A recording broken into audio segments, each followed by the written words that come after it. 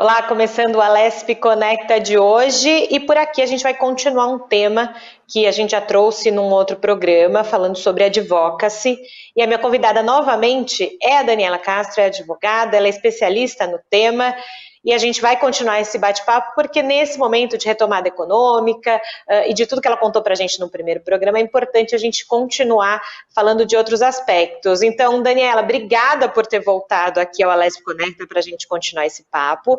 E eu já começo pedindo para você contextualizar quem não viu ainda o nosso primeiro programa sobre o que é advocacy. Bom, obrigada, Julie. Foi muito boa a conversa.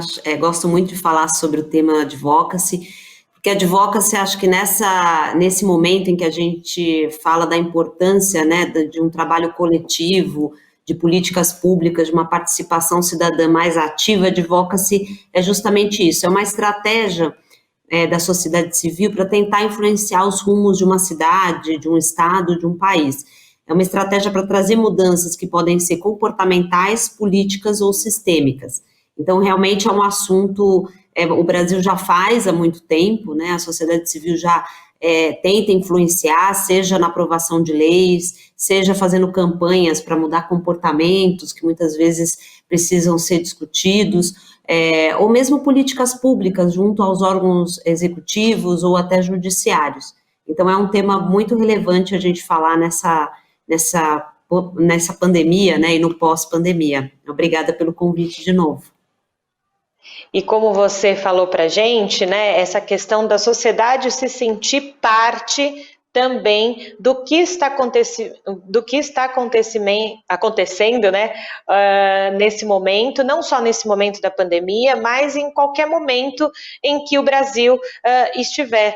Né? E eu queria aproveitar que você esteve dentro dessa questão de ser gestora pública, né? Para quem não sabe, a Daniela foi secretária adjunta da Secretaria Municipal de Esportes e Lazer aqui de São Paulo e pôde, talvez, unir essa gestão compartilhada com a sociedade, né? Dentro daquilo que você fez por lá. Com certeza, acho que foi uma das experiências mais enriquecedoras que eu tive. Eu já passei pelo setor privado, organizações não governamentais, né, lá que eu estudei bastante o tema do advocacy, pelo governo.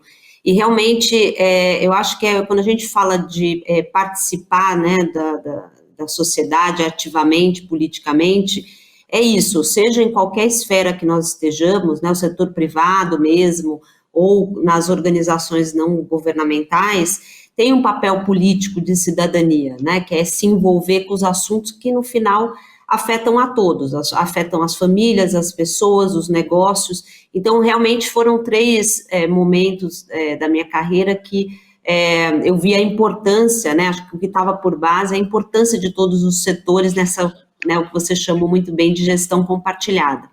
No caso do governo, eu fui diretora executiva de uma organização de advocacy, Atletas pelo Brasil, durante 10 anos. Nós aprovamos algumas mudanças de lei relacionadas ao combate à corrupção e outros temas, e também falamos muito sobre política esportiva, né? Nós propunhamos para as cidades, a gente fez um projeto chamado Cidade do Esporte, políticas que poderiam ser implementadas nas cidades relacionadas ao esporte. Então, quando veio o convite, foi uma oportunidade, eu já havia trabalhado, tido uma experiência no Legislativo, mas uma experiência de levar o que nós propunhamos como sociedade civil para o Executivo. E foi interessante porque todo o nosso trabalho como organização da sociedade civil sempre foi pautado por uma atuação propositiva, né? Existe um posicionamento, críticas, mas também elogios e também propostas, né? Então, nós tentávamos contribuir com os governos, mostrando o que poderiam ser indicadores de uma boa política, o que poderia ser uma boa política, né? A Secretaria de Esporte nas cidades, muitas vezes, elas não têm uma prioridade, ou não têm ainda, até por questões de legislação, não está definido na lei o que o município deve fazer relacionado ao esporte, mas nós colocávamos isso na pauta como sociedade civil. Então, foi muito interessante levar isso para o governo e também ver os desafios que um governo enfrenta, né? As decisões, a escala das suas decisões, né? A falta de verba e outros desafios numa cidade tão grande quanto São Paulo. E quando você fala em desafios, a gente sabe que todas as secretarias, cada uma dentro da sua especialidade, tem os seus desafios.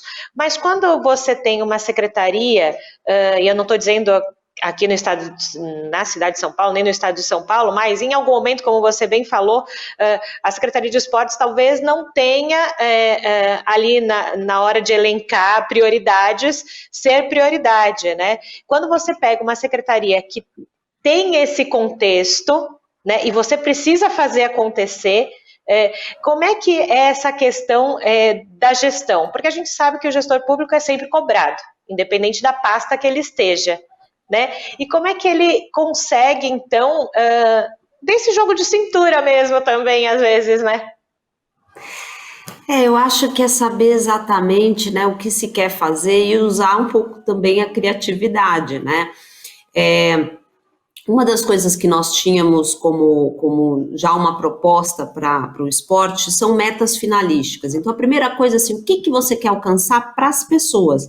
Eu acho que falta, esse aí até é uma ação de advocacy da sociedade civil, de termos metas finalísticas nas áreas sociais. Então, no caso da cidade de São Paulo, e como sociedade civil, junto dessa organização, e também empresas e outras ONGs que eram da área do esporte, nós colocamos a proposta da cidade ter um aumento na taxa de atividade física, né?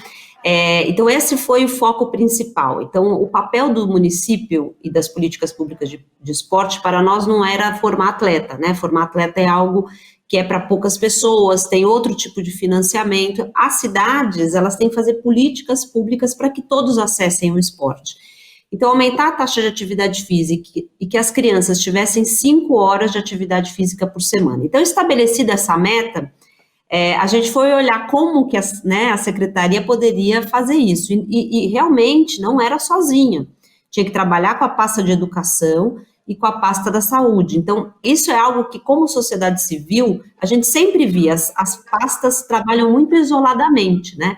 Então, a gente propunha isso como sociedade civil. Então, quando eu entrei, falei, bom, vamos fazer um comitê intersecretarial, porque, inclusive, a meta de atividade física ajudava a meta da saúde, né, que é prevenção, né, contra o sedentarismo e obesidade. Então, a primeira coisa foi o olhar de, será que aquelas propostas de que nós fazíamos como sociedade civil eram viáveis, né? Então, nós estabelecemos metas e aí começou uma série de ações para que a gente pudesse, e estratégias, agora como governo, para que a gente pudesse atingir essas metas. E realmente foi um grande desafio, porque a Secretaria de Esporte da cidade de São Paulo, se a gente pegar ao longo de, acho que eram 47 anos, passaram 42 secretários. Então, uma rotatividade muito grande e descontinuidade de política, que era também algo que nós víamos como sociedade civil, né, acontecer, e havia essa crítica, né, de que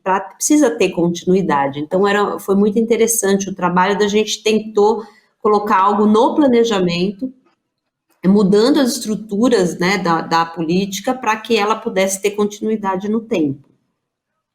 E sabe que o que é muito interessante, muito legal da sua fala também, Daniela, é essa questão do gestor, ele, antes de estar como gestor, ele faz parte da sociedade.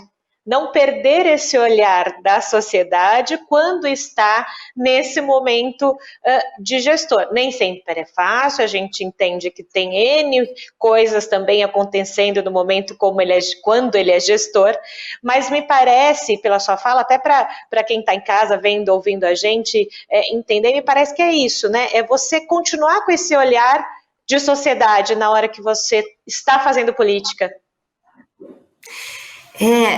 Eu acho que passa por uma questão que é cultural, né? Eu digo que para qualquer mudança acontecer, quando você muda a cultura, a mentalidade, são as mudanças mais duradouras.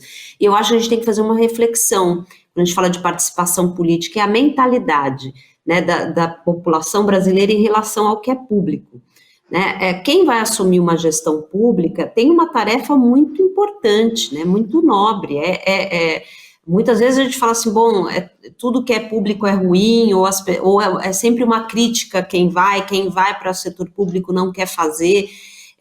Isso não é verdade, né? Você tem uma rede de profissionais que tem como a causa pública, né, escolheram essa profissão justamente também porque é um trabalho muito importante, uma escala enorme, né? E nós temos que nos preocupar com quem a gente coloca lá, né? Justamente e ao mesmo tempo que a gente critica, começar a valorizar, porque é um trabalho, administrar praticamente os nossos impostos, nós colocamos dinheiro ali, eles precisam ser administrados para voltar em serviços, né, em ações, tanto para que as regras do jogo sejam mais justas para todos, como para que os serviços possam atender a população e melhorar a qualidade de vida, né?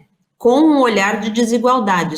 Isso vale muito dizer, porque o desafio, quando você falou, né, da prioridade de uma Secretaria de Esporte, não há recurso ilimitado, né? Essa ideia de que o Estado pode fazer qualquer coisa não é verdade.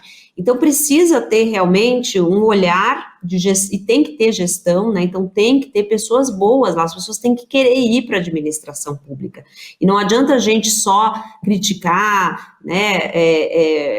Porque, na verdade, a gente tem que atrair boas pessoas para lá, talvez mudando algumas regras do jogo, que é isso, tem que ter continuidade, tem que ter planejamento, tem que ter meta. Na área social, a gente tem meta de inflação, superávit primário na área econômica, né, e você vê como é difícil mexer com um ministro da economia, né, então é a mesma coisa na área social, a gente tem que mudar essas regras do jogo, mas tem que ter uma valorização, porque uma boa administração, por exemplo, do sistema de saúde público é fundamental, a gente está vendo isso agora. Então é algo que, assim, encontrar o equilíbrio entre a crítica e também a gente assumir a responsabilidade por essas escolhas e valorizar quem está fazendo bem feito. Então, foi realmente uma responsabilidade de todos, né? E, como eu disse, a escala de um poder público é incrível. Na verdade, a sociedade civil tem que aprender a influenciar, mas quem tem a escala para mudar é o poder público, né? E a gente tem que tentar trabalhar de forma compartilhada, mesmo que tiver com posicionamentos contrários e muitas vezes críticos, né?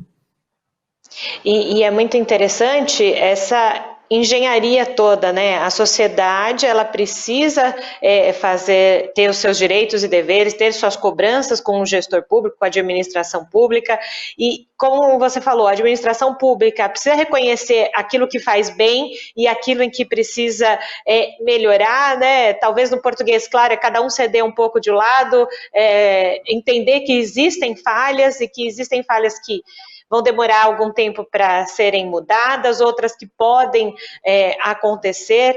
E eu digo isso porque quando você fala essa questão cultural, também, geralmente, a sociedade, ela costuma só cobrar, ou dizer que aquele representante X ou Y não está bem, né? Então, também precisa mudar um pouquinho esse outro lado, né? Esse lado de só o cobrar, só achar que é ruim. Eu acho que tem essa percepção, isso é muito nocivo mesmo, talvez é porque a gente não valoriza o poder público, é que talvez a gente faça escolhas ruins, né? Talvez também isso também ingere, e também não saiba avaliar, né? A gente só tem a crítica. Eu acho que existe um papel do cidadão em começar a assumir a responsabilidade, o governo não são nós e eles, quem está lá eleito não é alguém que veio de Marte, é alguém que realmente pode ser seu vizinho, né? Foi colocado ali. Então, a sociedade civil, de forma geral, cidadãos e cidadãs, e o outro é a sociedade civil organizada, né? A sociedade civil organizada, ela tem que entender de política pública, ela tem que ser, assim, no tema que ela trabalha, maior especialista, para justamente poder influenciar sem ser rasa, né? Então, vamos lá, vamos entender, né, quais são as políticas. Então, quando nós fazíamos uma proposta de política pública, é lógico que é impossível saber todos os meandros, né, é só estando lá, mas tem que ter aquele entendimento básico. Muitas das coisas que nós propusemos como sociedade civil, quando eu saí da organização e assumi um cargo público, eu levei, né, tentando implantar, então, um comitê intersecretarial, a gente fez um diagnóstico dos clubes da cidade, né, a cidade de São Paulo tem mais de 45 clubes públicos, e 390, se não me engano, esse número muda, de clubes, né, municipais, né, que são da administração indireta, e muitos sem qualquer condição de uso, né? Então, nós acabamos fazendo um diagnóstico, traçando um planejamento, fizemos um planejamento envolvendo a sociedade civil, outras secretarias, atletas, empresários, para buscar um plano conjunto e viável, né? Então, tem mecanismos, e um dos mecanismos que nós falávamos muito é de combater a desigualdade. Então, de 46 clubes, nós fizemos uma pontuação, levando em consideração o entorno de cada clube, né? Que esse é um tema muito interessante, a desigualdade, porque a gente sempre fala precisa ser mais igual, mas na prática, o que é isso, né? E como sociedade civil, eu estudei muito o tema da desigualdade. Então, nós fazíamos uma análise no entorno do clube, o índice de vulnerabilidade, né, que é um índice do estado de São Paulo, do entorno, o número de escolas, o número de UBSs, e nós começamos a dar prioridade de reforma, por exemplo, né, de transferência de recursos públicos para os clubes mais periféricos, porque na prática o que acontece é que muitas vezes os clubes mais centrais, em regiões mais ricas, eles têm mais recursos, porque a sociedade civil demanda, né, mais. Então, essa foi algumas atitudes que eu acho que como a gente vinha de propostas da sociedade civil, eu pude ver também a viabilidade e executar na secretaria. Então, realmente foi uma experiência muito, muito importante. E eu acho que esse é o papel da sociedade civil, agora falando organizada, né? Eu acho que a sociedade pode, digamos, influenciar, votar, mas as ONGs, né, as organizações não governamentais de advocacy, elas têm que ter esse trabalho mais, de entrar mais na política para a qual a causa, né, para a qual ela advoga, digamos assim. E quando a gente fala também dessa sociedade ser mais atuante, né, dentro disso tudo que a gente está falando, também a gente lembra que quando se fala em políticas públicas e leis, né, por exemplo, vou dar um exemplo, aqui na Assembleia Legislativa de São Paulo nós temos audiências públicas promovidas pelos parlamentares sobre diversos temas, né, e a gente sabe que para algo virar lei, precisa também ser discutido com a sociedade, é isso que, por exemplo, uma casa legislativa como a nossa se faz, na Câmara dos Vereadores se faz, lá em Brasília também se faz. É importante que também a sociedade, numa hora como essa, que se tem audiências públicas, discussões sobre o tema, participem e participem mesmo. E olhem com carinho, não sei se eu estou falando certo, a Adriana vai me ajudar, e olhem com carinho para quem está discutindo sobre isso, né? Porque são as leis que mudam o jogo, né? São as leis e a execução, né? Eu acho que essa atuação no legislativo, ele é fundamental. É que muita gente acredita que não dá para mudar, né? Acho que tem esse conceito, né? Muitas organizações já participam das audiências públicas, né? E a gente tem casos que mostram claramente que é possível. Então, hoje, por exemplo, nós temos a Lei Maria da Penha, né, que faz 14 anos, e ela começou com uma denúncia no Foro Internacional da Corte Interamericana de Direitos Humanos, que obrigou o Brasil a tomar algumas medidas, e uma coalizão redigiu a lei e conseguiu aprovar em 2006 a lei.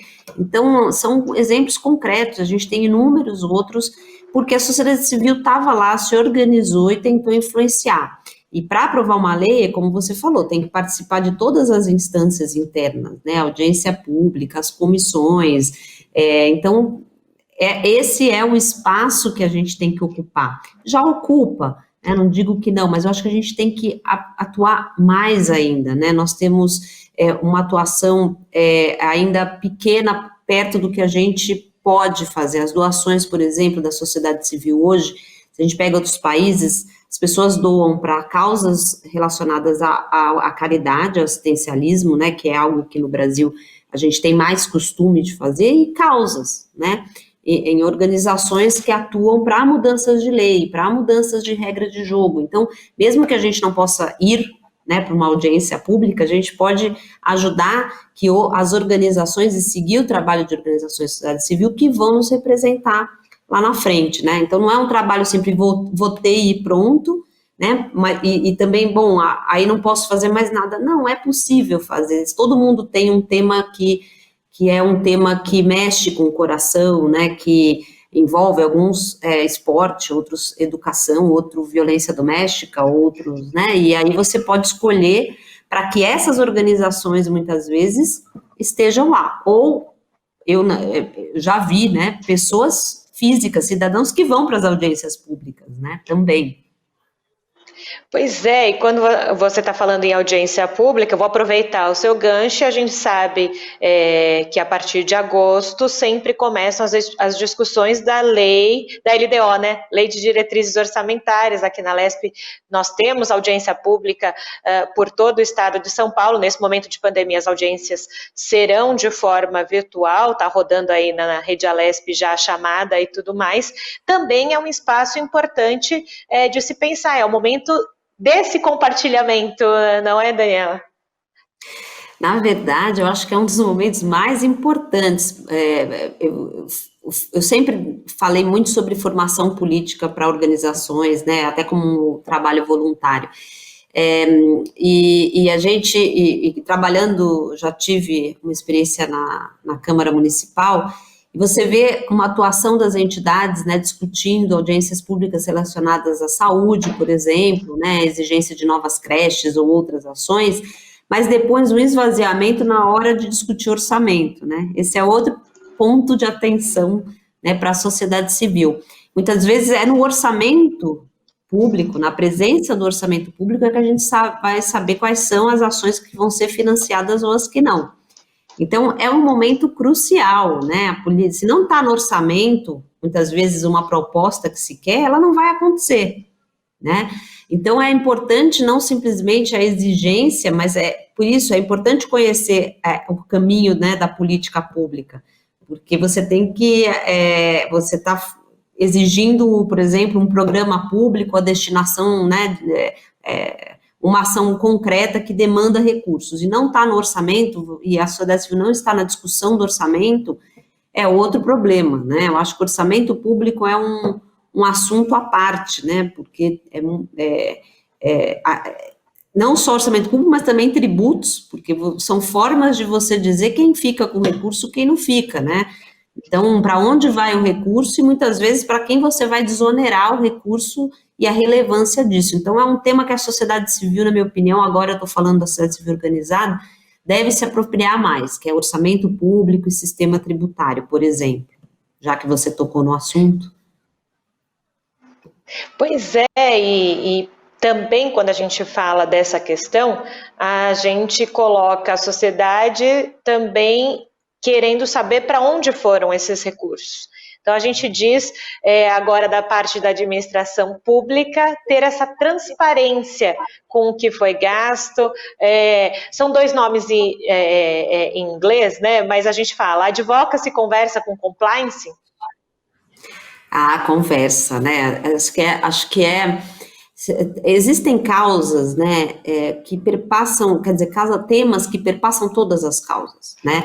Isso que eu falei de ter metas sociais, ajudaria todas as causas, porque falta esse planejamento, né, a gente também tem que entregar resultados finais, né, que é isso que a gente espera de uma gestão, mas são essas regras do jogo, né, então como você faz corrupção é algo que afeta todos, né, então você ter regras de transparência, de integridade na administração pública, né, numa discussão que também, né, a gente tem que saber o que não vai travar totalmente a administração pública, né, mas os mecanismos corretos é fundamental, porque o como fazer importa, né, então esses temas, compliance, hoje você tem regras, leis anticorrupção que afetam as empresas, né, então, com certeza, é um tema que conversa totalmente, né, não adianta a gente...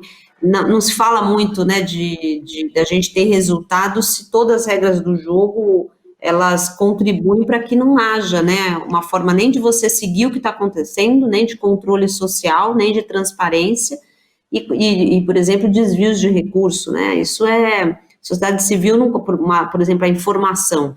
É outro tema. Sociedade civil, para ela poder fazer um bom trabalho, ela precisa ter acesso à informação, e a informação tem que ser pública, né? Esse também por isso que é tão importante quando a gente discute os princípios da democracia, né? Porque você pode mudar totalmente a atuação da sociedade civil, né, no controle, por exemplo.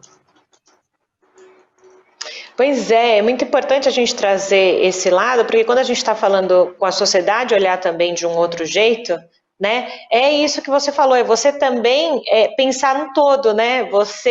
E cai muito o que a gente falou agora há pouco. Não adianta a gente só reclamar de uma situação se você lá atrás não olhou para aquela situação de um modo diferente, uma coisa vai efetivamente contando com a outra.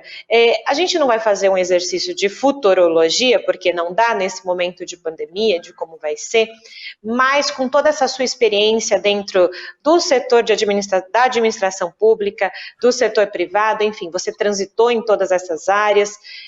Como é que você imagina, ou o que pode ficar de interessante para a gestão pública nesse momento de pandemia e depois, né, do se pensar de um jeito mais complexo, talvez, né, as coisas? Olha, eu espero, né, também vejo, há alguns anos já vejo uma movimentação diferente da sociedade civil para apoiar causas mais estruturantes, né? Então, para acompanhar desde o tema corrupção, transparência, ações de advocacy nos temas variados, né? Então, tem um direcionamento de recursos, né, de formação de organização e também de recursos privados para financiá-las. A gente vê na pandemia um apoio de doações, né, um movimento muito grande da sociedade civil, que está atuando nesse momento emergencial, mas também ouço muito a conclusão de que realmente política importa, né, que realmente que a gente tem que continuar com esse trabalho no futuro, porque a nossa resposta, né, e as consequências das nossas omissões em muitas políticas públicas estão aparecendo muito claramente agora. Então eu vejo, por exemplo, se falarmos de educação e a falta de acesso digital, em que você deixa uma boa parte das crianças fora, né? Se não tem acesso à internet, ela está fora do sistema. Então, esse tipo, e eu não estou nem entrando na saúde, né? Para entrar em outras áreas.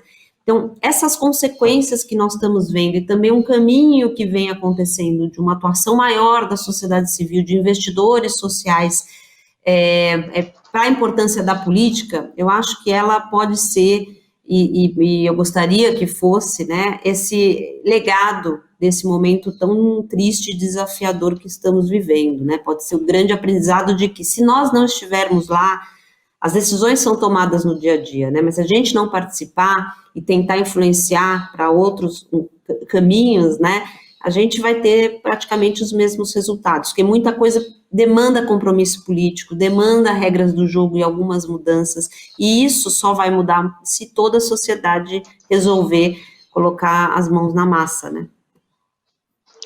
É isso mesmo, e o nosso programa de hoje está acabando também. Daniela, eu quero te agradecer por ter vindo novamente ao Alesp Conecta e compartilhado, então, toda a sua experiência de gestão pública com a gente. Foi um prazer.